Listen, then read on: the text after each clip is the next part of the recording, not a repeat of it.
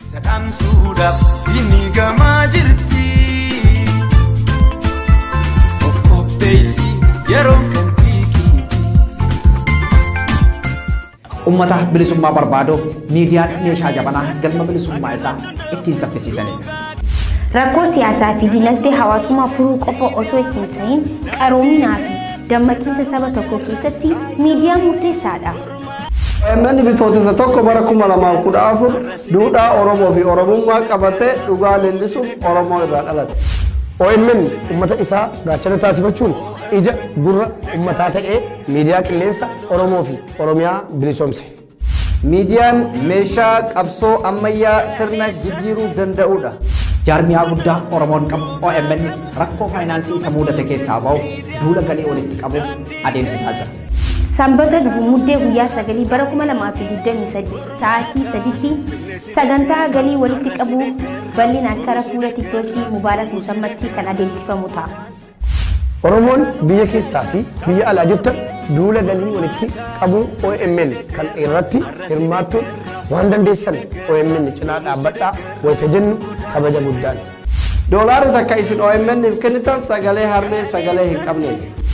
Tumsa Oromiyaa Miidiyaa Neetwork sanbata fuuldura keenya jiru karaa TikTokii Mubaarak Musammaatiin adeemsifamu kana irratti OMN tumsuuf karaa PayPal, Zelle, Cash App fi GoFundMe akkasumas ammoo karaa herreega baankii Oromiyaa Miidiyaa Neetworkiin OMN tumsuu dandeessu. Baay'inni Oromoo bu'aa Oromootiif ta'uu qaba. Sedang sudah ini gama jirti of daisy yeroo kan Muddee torba bara 2023 kabajamoo daawwattoota Oromiyaa Miidiyaa Neetwork oduu dursuun hangafoota oduun. Deetaan ministeera nagaa obbo Taayyee Danda'aa marii araaraa Daar es Salaam kan gufachiisee mootummaa ani keessa jirudha jedhe. Godina Arsii aanaa Shirkaa fi aanaa Roobee Diidaa gandoota danuu keessatti cabinsa mirga namoomaa loltoonni mootummaa qabata waraana bilisummaa Oromoo soortuun da'oo taatuuf jedhuun uummata nagaa irratti raawwatan hammaachuu maddeen Oromiyaa Miidiyaa Neetwork naannichaa qabu himaniitii jiru.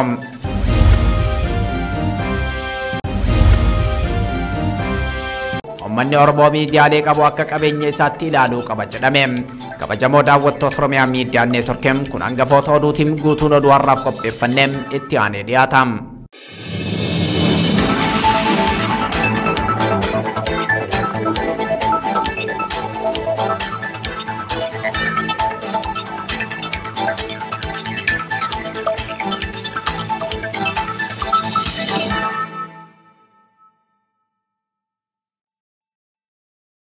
Biyya keessa fi alaatti ittanii kan nu daawwataa jirtan akkam jirtu daawwattoota Oromiyaa Miidiyaa Neetwork oduu galgala kanaaf qabanne isinitti himaa oduu kan isinitti himu waan Yaasin Hassanii turtiin keessan hanga dhumaan faana ta'u.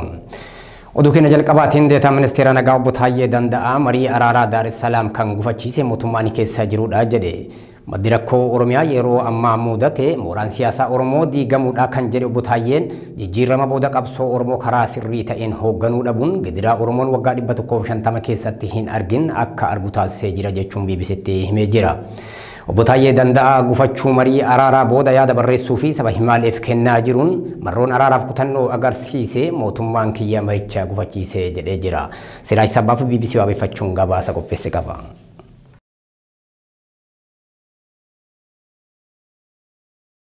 Deetaan ministeera nagaa obbo Taayyee Danda'aa gufachuu marii araaraa booda mootummaa Itoophiyaa qeequun sababiin gufachuu marichaa mootummaa kooti jechuu irratti argama. Obbo Taayyee Danda'aa turtii BBC wajjin taasiseen jijjiirama siyaasaa bara 2018 biyyattii keessatti dhufeen gidiraan bara 150 hundi hiikkateem dimokiraasiin ni dhufaam gaafiin afaanii dinagdee fi dhimmoota biroo deebii argataam siyaasni biyyattii qaroomee uummanni nagaa argata jedhameem akka abdatamaa ture ibseem. Jijjiirama dhiiga ummataatiin dhufe booda namni gara faayidaa fi aangootti fiige kan jedhu obbo Taayyeen wal harcaasuun waliin mari'atanii ajandaa tokko irratti walii galuun ni dhibe jedha. Burjaajii mooraa qabsoo Oromoo keessatti dhalate hordofeem siyaasni Oromoo itituu irraa gara faca'uutteem gareen kun gara bosonaatti deebi'ee gidiraan uummata keenya irratti akka dheeratu taasifame jechuun eera. Kanaaf ammoo sababni jijjiirama biyyattii keessatti dhufeem karaa sirrii ta'een hoogganuu dhabuudha jedha. Mooraan qabsoo Oromoo diigamuu fi siyaasaan Oromoo itituu dhabuuf mootummaan gaafatama olaanaa kan fudhatu ta'uu isaa obbo Taayyeen ibseetii jira. Waraana Oromiyaa keessatti adeemsifamaa jiruun uummanni rakkoof saaxilamuu kan ibse qondaalli ministeera nagaa obbo Taayyee Danda'aa waraana dhiyoo Israa'elii fi Gaazaa jidduutti jalqabeen namni meeqa akka du'e ni beekama kan Oromiyaa garuu wanti beekamu hin jiru jedha. Mariin araaraa mootummaa fi waraana bilisummaa Oromoo jidduutti Taanzaaniyaa Daar es Salaam keessatti adeemsifamaa ture akka gufatu kan taasise mootummaadha jedhee amana jedhe. Mootummaan ani keessa jiru anuu rakkoo keessa jirra mari'annee furmaata goona yoon jedhuun manni mariif banaa miti waliin dha'uu fi gowwoomsanii darbutu barbaadama mootummaan kiyya kuni amala akkanaa qaba jechuun amala mootummaa bilisiginnaa ibse.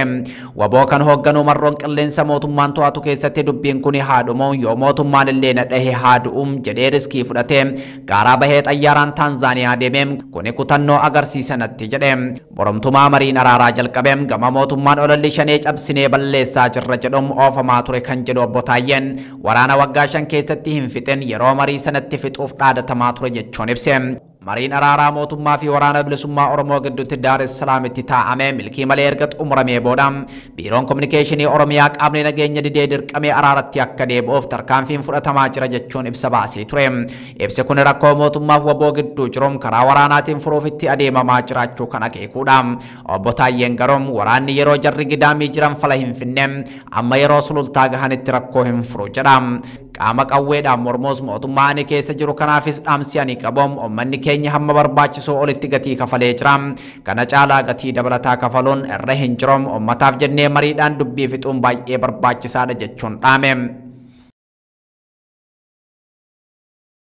Birmattuu yoo rakkoo sagalee sabaati ati dhugaa keenya dhoksuuf diinni amuumatti tamsaasni kee citee nafuu. humna qabnu sideeffanna nuti. Hawaasa Oromoo Ameerikaa kutaa bulchiinsa Denver Colorado fi naannoo ishee jiraatan maraaf koreen qindeessituun tumsa OMN waltajjii marii uummataa fi tumsa Oromiyaa Miidiyaa Neetwork gaafa muddee 9 bara 2023 qopheessitee isin eegaa jirti. Qophii kana irratti daayirektarri olaanaan OMN Dajanee Guutamaa obbo Abdulaziz Daatu hoggansa hawaasaa dabalatee qaamoleen garaagaraa ni argamu. Saati walgeetti 2 p.m. Bakki walgeetti Denver, Colorado, Mango House, 10180 East Colfax Avenue, Aurora, Colorado, 80010. Odeeffannoo dabalataaf bilbiloota kanneen irratti bilbiluudhaan qindeessitoota qunnamuu dandeessu. Ijaaf gurra uummata keenyaa kan ta'e Oromiyaa Miidiyaa Neetwork tumsuudhaan sagalee uummata keenyaa haa taanu. Koree qindeessituu gargaarsa uummataa OMN Denver, Colorado. Sadamsuudhaaf inni gamaa jirti. Of qopheessi yeroo kan fiikiiti. Oduu keenyataanuun godina Salaalee aanaa irratti humnoonni finxaaliyyii fannoo qabeenya saamuu fi uummata nagaa ajjeesuu cimsanii itti fufanii jiru. Har'a muddee 7 bara 2023 subii godina Salaalee aanaa irraa ganda Deenyuu Waambeessoo iddoo Agayyuu jedhamu seenuun dhukaasaa bananiin nama tokko ajjeesuu jiraattonni OMN'tti himan.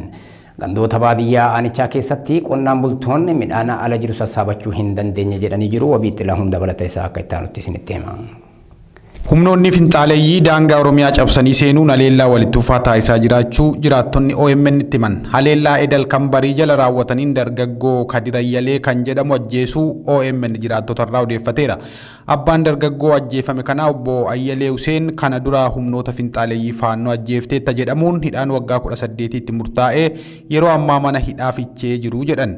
Humnoonni kun aanaa dharraa qabachuuf walitti fufinsaan lola taasisaa jiru jedhu jiraattonni OMN dubbise.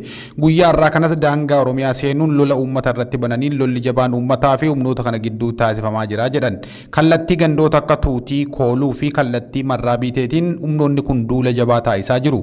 Rakkoo humnoonni finxaaleeyyii uumaa jiran kanaan ol qabatee qonnaan bultoonni midhaan sassaabbachuu hin dandeenye. Addatti gandoota naannoo Amaaraa waldaangessan irratti haleellaa walitti fufaa taasisaa jiraachuu himuun gandoota akka Qorroo, Abbaadoo, Kuluudee, Godaa Caffee, Kooluu, Tuutiif kanneen biroo midhaan isaanii sassaabachuu dhaabbachuu dadhabuun midhaan isaanii alatti badaa jiraachuu jiraattonni OMN itti himan. Manneen jireenyaa uummataa 440 caalan gubachuun uummanni hedduun gara gandoota ollaatti baqatee rakkoo adda addaaf saaxilamanii jiru. Uummanni midhaan ga'e akka sassaabbatuuf mootummaan tarkaanfii nageenyaa uummataa eeguuf taasisee hin jiru jedhu jiraattonni OMN dubbise. Dhimmoota kanarratti bulchaa aanaadharraa OMN yeroo adda addaa bilbiluun komii uummataa gaafatus deebiif yaada kennuuf eeyyamamoo ta'uu dhabuun bilbila cufataa turaniiru. Godina Arsii aanaa Sirkaa fi aanaa Roobee Diidaa gandoota danuu keessatti cabiinsi mirga namoomaa loltoonni mootummaa qabata waraana bilisummaa Oromoo soortuu da'ootaatuuf jedhuun uummata nagaa irratti raawwataman hammaachuu maddeen OMN naannichaa qabu himan. Lola tibbana aanaa Sirkaa ganda Soolee Cafaa keessatti waraana bilisummaa Oromoo fi raayyaa ittisa biyyaa gidduutti adeemsifamaa jiru hordofee roobii kaleessaa muddee 6 bara 2023 raayyaan ittisa biyyaa manguddoota dabalatee namoota nagaa ajjeesuu fi madeessuu akkasuma manneen uummata nagaa ibiddaan barbadeessaa turuu maddeen himanii jiru. Manguddoo umrii 60 maqaan isaanii Adam Mahammadoo jedhamu osoo isaan mana koo na jalaa hin gubinaa jedhanii kadhatan mana gubanii isaanis achumatti rasaasaan ajjeesanii biraa deeman jedhamadde odeeffannoo himan. Ilmi isaanii Diittaa Adam jedhamus rasaasaan dhahamee jiraachuu maddeen himanitti jiru. Ganda kana keessatti dubartoonni haleellaa koorniyaa waraanni mootummaa raawwatuuf saaxilamaa jiraachuu maddeen OMN himanii jiru. Akka maddee OMN jedhutti loltoonni mootummaa dubartii maqaan ishii Xayyibaa Nuurii Kadiir jedhamtu obboleessa keettuu loltuu waraana bilisummaa Oromooti jechuun miidhaan cimaan qaama ishii irraan gahanii jiru. Aadde Xayyibaa Nuurii haleellaa loltoonni mootummaa irratti raawwataniin miidhamanii hospitaala seenuu maddeen himanii jiru. Akka suuraan maddeen OMN kan Aadde Xayyibaa Nuuriiti jedhanii nuuf erga mul'isutti luka ishii tokko kan tarsa'ee fi hodhameedha. Miidhaa kana kan dhaqqabsiise ammoo loltoota mootummaan bobbaaseedha jedhan maddeen OMN. Gandoota godina Arsii aanaa Sirkaa kanneen akka Soolee Cafaa Biduu Baalaa Waajjira Basaa Heellaa Xareetaa Heellaa Gallabee Amajaa Biduu Hulul Gallabee Hulul magaalaa Xareetaa Collee Birboo Waajjii Kunnee fi aanaa Roobee Diidaa magaalaa Hindatoo fi kanneen biroo keessatti dararaan miseensonni raayyaa ittisa biyyaa uummata irratti raawwatan hammaatee jira. Uummanni naannoo daangaarra jiru rakkoo waraanaatiin dabalee dhibeewwan adda addaaf saaxilamee jiraachuu jiraattonni OMN itti himan. Godina Wallagga Bahaa aanaa Kiiramuu ganda margaa jireenyaa dabalatee gandoota biroo keessatti dhibee busaa fi kanneen biroon namoonni miidhamaa jiru. Uummanni hedduun humnoota finxaaliyyiin qe'ee isaarraa buqqifamee kallattii adda addaan dararaa argaa jira jedhuun wabii xilahun dabalata isaa isinitti hima. Aanaa Kiiramuu gandoota adda addaa keessaa uummanni humnoota finxaaliyyiin buqqifaman magaalaa Kiiramuuf iddoowwan adda addaatti faca'anii rakkachaa jiru. Buufanni fayyaa fi daandiin dhabamuurraan kan ka'e tajaajila yaalaa fayyaa argachuun rakkisaa ta'uu maddeen himan. Gandoota baadiyyaa uummanni keessatti hafanii jiranirraa daandiin cufachuun gara magaalaa deemanii yaala fayyaa fi tajaajila biroo argachuu hin danda'anii jedhu. Namni ganda Haaroo irraa buqqa'ee amma magaalaa Kiiramuu buufatee jiru tokko akka jedhutti daandiin baadiyyaa kun daandii sochii humnoota finxaaleyyii kanaa waan ta'eef uummanni deemuuf yaaddoo nageenyaa qabaa jedhan. Gama biraan inshuraansii fayyaa kaffaltan malee yaala fayyaa hin argattan jechuun dhukkubsannee yaala argachuu dhabnee jedhan. Inshuraansiin fayyaa duraan birrii 480 kan ture amma 980 gale jechuun uummanni kana kaffalachuu danda'u hin jiru jedhan. Uummanni iddoo fidee kaffalatu hin qabu. Ammoo rakkoo fidee hawaasatti yookaan inshuraansii kaffalachuu dhiisaati. Waan nyaatee buluyyuu kun rakkannee amma deeggarsa dheengadda fannoon diimaa nu qaqqabee waa tokko nu laateera. Isatu amma tokkollee hawaasa ija bane malee waan nyaannu immoo hin qabnu ammallee gaafannee iyyinee dadhabnee. Daandii dabalatee bu'uuraaleen misoomaa humnoota finxaaleyyiin waan manca'aniif uummanni magaalaa deemee yaala fayyaas ta'e wantoota barbaachisoo argachuu hin dandeenye. Sababa kanaan namoonni yoo dhukkubsatan yaalaa dhabuun dhukkubaan miidhamuu jedhan. Uummata qe'ee isaarraa buqqa'uun magaalaa keessa qubatee jiruun qe'ee keessanitti galaa jechuun dirqisiifamnee jirraa jechuun yoo galuu diddanii hidhamtu nuun jedhanii nu doorsisan jechuun komatu. Qe'ee keenyatti galuuf osoo hawwinuu garuu haalli nageenya keenyaa nu yaaddessaa jedhu. Sochii yeroo faadhaaban malee maal qaamuma jirudha meeshaa lafa kaa'aniima taa'aniima maalummaa mootummaa fi maalummaa hawaasa sanaa to'achaa jiru malee jarri kun wanta achi keessa waraanamee yookaan immoo humnaan dhiitamee ba'ee miti waan ta'eef kanaaf rakkoo qaba ammallee haalli nageenyaa amansiisaadha jechuuf hin dandeenyu hawaasni. Uummannis magaalaatti rakkachaa waan jiruuf amma filannoon qabu qe'ee keenyatti deebinee yoo ajjeefamnes du'uudha jedhan jiru. Humnoota finxaaleeyyii kanarratti tarkaanfii seera kabachiisuu mootummaan fudhatee hin jiru jechuun komataniiru. Dargaggoo Gumii Surichoo kaambii waraanaa Nageelleetti hidhamee kan jiru rakkoo fayyaaf saaxilamuu yaalaaf fayyaa dhabee jedhame. Dargaggoon kun erga hidhamee baatiiwwan lama ol lakkoofsisus hanga yoonaa mana murtiitti hin dhiyaanne. Magaalaa Shaggar Sandaafaa bakkeettis namoonni hedduun hidhamuu jiraattonni himu. Nimoonaa Guutaa Barsiisaa Siidaa Dr. Dhaabasaa Jaatamaa kanneen jedhaman warreen hidhaman keessaati. Uummanni Oromoo miidiyaalee qabu akka qabeenya isaatti ilaaluu qaba jedhame. Rogeessi miidiyaa hawaasaa Ayyaana Fayyisaa uummanni Oromoo hanqina jiru sirreessee cimina jiru ammoo itti fufsiisuuf miidiyaa isaa jabeessuu qaba jedhe. Namni komii qabus miidiyaa OMN irraa fagaachuu irraa itti dhiyaate yaada isaa bilisaan ibsachuu qaba jechuun kan gorse Ayyaanaan uummanni bal'aan ammoo tumsa diinagdeetiin dhaabbata isaa jabeessuu qaba jechuun dhaame. Oromoon dhimma waloo isaa irratti hanqina akka hin qabaannes dhaamee jira. Maal jedha namni bakka maallaqni isaa jiru lapheen isaa jira jedhu jalqaba marii irratti yaada qeeqaas warri qabanii OMN kana ture kana balleessee kana jijjiirame jettanii manuma keessanitti gungumuu wal keessatti akkasitti ololos ta'e akkas wal gidduutti haasa'u mannaa kan ofii godhatanii dhufanii kunoo laayiniin isaanii jira miidiyaan isaanii jira ani akkasin godha gaaffiin qabu akkasin qabu. Maayinni jedhee obbo Dajanee nama biraas kana gootanii sana gootanii akkamitti kun sirraa'uu danda'a nuu qopheessaan ni mari'anna jedhanii kan ofii godhatanii sirreeffatanii fooyyeffatanii isarratti immoo fooyyeffachuuf yaada qofaa otoo hin ta'in immoo erga fooyyeffatanii kan ofii gochuu isaanii kan beeksisan maallaqaanis tumsuu bira dhaabbachuu waan danda'a yaada qofaa miti bira dhaabbachuu kan ofii godhatee kan Oromoo godhatee fudhateennaan Oromoon sooreessa. Namas ni qaba, maallaqas ni qaba, sammuus ni qaba, yaadas ni qaba. Miidiyaa keessan qabdan cimsaa, tumsaa wanta irratti argitan waan jaallanni jiraannaanis kan ofii keessan akka ta'uu isaatti sirreeffadhaan jedha. OMN hundeeffama isaa irraa kaasee miidiyaa Itoophiyaa keessatti boqonnaa haaraa uumuun olaantummaa guddaa qabudha jedhan namoonni OMN fi yaada isaanii kennan. Rakkoo faayinaansii yeroo ammaa OMN mudate kanaan hawaasni Oromoo waliin ta'ee furuu qaba jedhan yaada kennattoonni. Yeroo akkaan murteessaa ta'e kanatti miidiyaa keenya baraaruun dirqama keenya waan ta'eef bakka jirru itti yaannee waan dandeenyuun haa tumsinuu jedhu dabalata isaa akka itti aanutti isinitti himna. Akkuma kanaan duraatti yoo waliin dhaabbannee deeggarsa keenya gochaan agarsiifnee OMN jabeessinee sagalee uummata biyya keessatti gidirfamuu, ajjeefamuu fi beela'uu ni taana jedhu. Dargaggoon Oromiyaa irraa OMN fi yaada kenne akka jedhutti oduu rifaasisaa torbee darbe keessa OMN cufamuuf jedhu yoo dhaga'u baay'ee rifadhe jechuun waan danda'uun deeggarsa godhaa akka jiru hima. Itti dabaluun kan dhaame dargaggoon kun hawaasni Oromoo biyya keessa jiru yoo humna maallaqaatiin deeggaruu dadhabe yuutuubii OMN sabskraayibii fi qooduun deeggarsa gochuu qabna jedheera. Namni kan biraa immoo yaada OMN'if kenneen akka jedhutti rakkoo hanqina maallaqaatiin OMN cufamuun warra sagalee uummata Oromoo ukkaamsuu barbaaduuf gammachuu fi injifannoo guddaa ta'e Oromoof ammoo gadda guddaadha jedha. Miidiyaan meeshaa qabsoo jabanaa ta'uu uummanni Oromoo hubatee qabsoo isaa adeemsisuuf miidiyaa qabu jabeeffatee rakkoo mudate dandamachiisanii baraarachuu malee cal'isuun fala hin fidu jedheera. Baroota dheeraaf uummanni Oromoo cunqursaa jalatti dararamaa kan tureef rakkoon inni jalqabaa miidiyaa dhabuu akka ta'e namni kun yaadachiiseera. Kanaaf miidiyaan OMN erga gaafa hundeeffameeti miidiyaalee sirna cunqursitootaa leellisan danuu cabsee dhugaa lallabuun haqa Oromoo ifatti kan baasee fi baasaa kan jiru waan ta'eef uummanni keenya kana beekee miidiyaa kana jabeeffachuu qaba jechuun namoonni OMN fi yaada kennan dhaamaniiru. Oduu keenya xumuraatiin bulchiinsa magaalaa Finfinneetti abbaa taayitaa qulqullina barnootaa kolleejjiiwwan dhuunfaa 25 bara barnootaa 2016 akka lakkoofsa Itoophiyaatti barattoota haaraa kamiyyuu akka hin galmeessine ugguruu beeksisee jira.